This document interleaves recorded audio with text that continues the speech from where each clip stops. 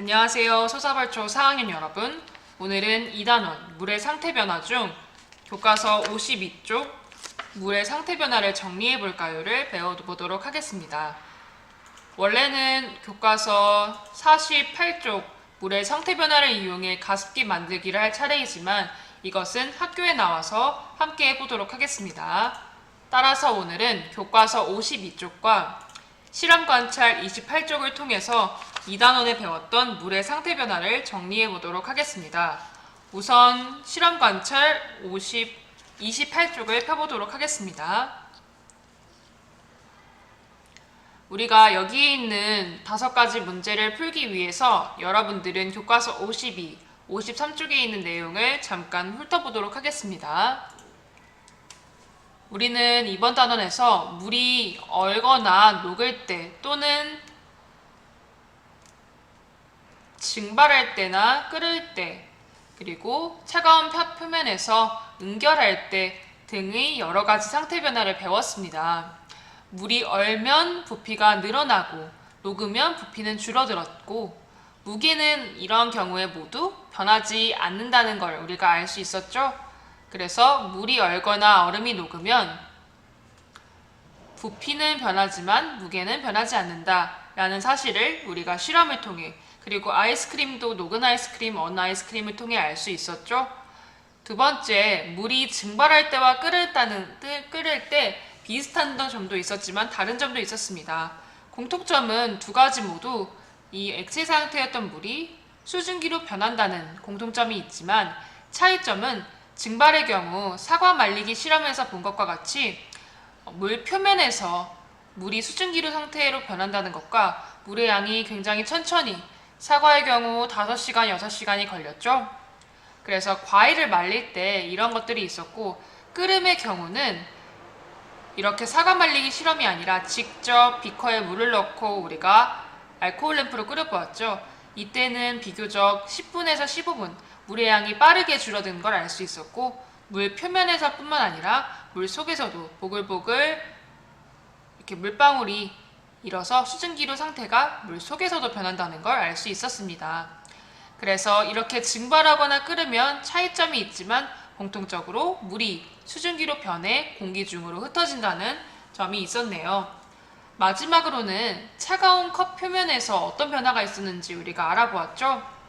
우리가 얼음을 그리고 색소를 넣은 물을 차갑게 물이 돼 있는 것을 플라스틱 컵에 넣었을 때 몇 분 뒤 이 플라스틱 컵 표면에 물방울이 송글송글 맺혔던 걸 우리가 확인해 보았죠. 이렇게 공기 중에 둥둥 떠다녔던 수증기가 차가운 컵 표면에 닿게 되면서 이것이 액체인 물로 응결해서 물이 된다는 사실을 우리가 알아보았습니다. 여러 가지 생활 속의 예시도 우리가 알 수 있었네요. 이제 이 내용을 갖고 교과서 실험관찰 28, 29를 한번 풀어보도록 하겠습니다. 총 5개의 문제이고 시간이 필요할 테니 영상을 잠시 멈추고 문제를 풀어보겠습니다.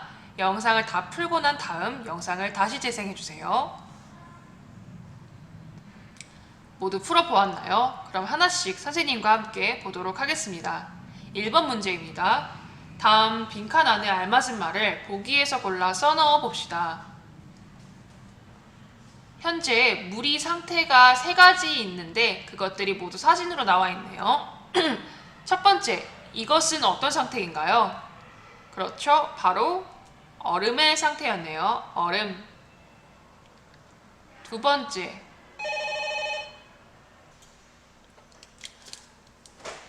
얼음이었고 두 번째 상태는 어떤 것인가요? 그렇죠. 물이라고 이미 써있네요. 세 번째 상태는 그렇죠. 우리 공기 중에 기체 상태로 떠다니는 수증기입니다. 그러면 밑에 정리를 해볼까요? 물은 고체인 그렇죠. 얼음이 되기도 하고 기체인 수증기가 되기도 한다. 이처럼 물은 서로 다른 상태로 변할 수 있다 라고 썼겠네요. 한번 정리해 보겠습니다. 2번 문제. 물을 담아 냉동실에 넣어두었던 유리병이 깨진 것을 발견하였습니다. 유리병이 깨진 까닭을 써봅시다. 여러분들 이런 경험이 한 번씩은 있을 거예요. 이 유리병이 깨진 이유는 무엇인가요? 그렇죠. 우리가 앞에서 정리했던 것과 같이 물이 얼면 부피가 늘어나고 이 이유 때문이었겠죠? 그렇다면 정답은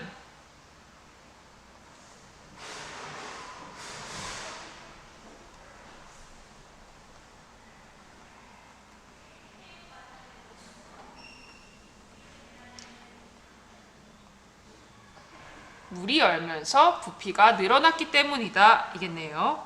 3번 보겠습니다. 다음은 증발과 끓음을 비교한 것입니다. 옳지 않은 부분에 X표하고 바르게 고쳐봅시다. 한번 두 가지를 비교한 표를 보겠습니다. 물이 줄어드는 빠르기는 증발은 매우 느렸고 끓음은 조금 빨랐죠.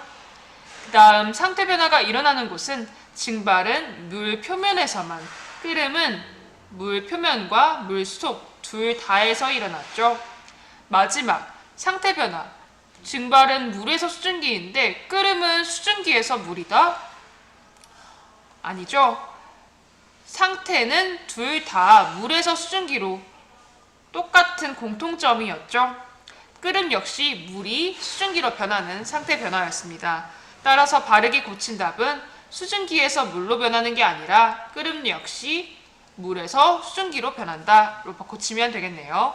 4번 보겠습니다. 추운 겨울 유리창 안쪽에 물방울이 맺힌 것을 발견했습니다. 이와 상태 변화가 같은 것은 어느 것입니까?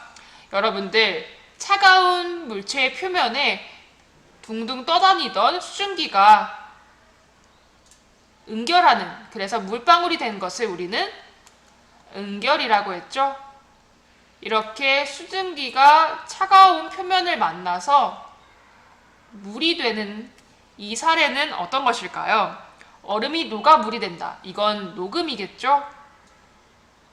어항 속 물의 높이가 점점 낮아진다. 이건 천천히 증발하는 사례이고, 페트병에 물을 가득 넣어 얼리면 페트병이 커진다. 이건 어는 경우겠네요. 물을 끓이면 물의 표면과 물 속에서 기표가 생긴다. 속과 표면 모두 생기는 건 끓음이었죠. 차가운 얼음물이 든 유리컵 바깥쪽에 물방울이 맺힌다. 이것 5번이 바로 응결의 예시겠네요. 마지막 5번을 보겠습니다. 다음은 지원이가 황태 덕장을 방문하고 나서 쓴 일기입니다. 다음 예시를 참고해 일기 내용 중 물의 상태 변화와 관련된 문장의 밑줄을 긋고 상태 변화 과정을 써봅시다 라고 되어 있네요. 한번 일기를 볼까요? 지난 주말에 우리 가족은 대관령 근처 마을에 있는 황태 덕장에 다녀왔다. 황태는 매서운 겨울 추위 속에서 말린, 여러분들 황태는 원래 물기가 있는 생선이었는데 이것을 말렸다는 건 황태 속에 있는 물이 수증기가 되었다라는 상태 변화가 일어났다는 뜻이죠. 증발이 일어났네요. 겨울철 수위 쪽에서 말린 명태를 부르는 이름이라고 한다.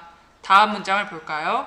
겨울밤이면 이곳은 매우 추워서 영하 10도 아래로 10도 이하로 기온이 내려가 명태가 순식간에 얼어붙는다. 이것은 이미 나와 있네요. 명태 속에 있는 물이 얼음으로 되었다라는 상태 변화입니다. 반대로 낮이 되면 얼어붙었던 명태가 따스한 햇볕에 녹는다. 얼어붙었던 물, 이 얼음이 물로 되었다 라는 상태 변화가 일어난 것이죠. 이렇게 얼었다 녹는 현상, 여러분들 얼었다 녹는 두 개 다 상태 변화겠네요. 언 것은 물이 얼음이 된 거고, 녹는은 얼음이 물이 되는 상태 변화죠. 현상을 반복하면서 서너 달 동안 명태의 물기가 점점 마르면, 이건 이미 앞에서 나왔던 거죠. 말린 물기가 마르면 물이 수증기로 된 상태 변화겠네요. 속살이 노란 황태로 변한다고 한다. 넓은 덕장 안에서 명태가 점점 모습이 변해 황태가 되는 것이 신기했다. 이렇게 하나, 둘, 셋, 넷, 다섯, 6개의 상태 변화가 지원이의 일기에 담겨져 있었습니다. 우리 이번 시간에는 이렇게 물의 상태 변화의 여러 가지 종류와 그것을 확인하는 문제를 풀어보았습니다. 여러분들 스스로 교과서 52쪽, 53쪽을 확인해 보면서 이번 단원 2단원 마무리해 보도록 하겠습니다. 수고 많았습니다.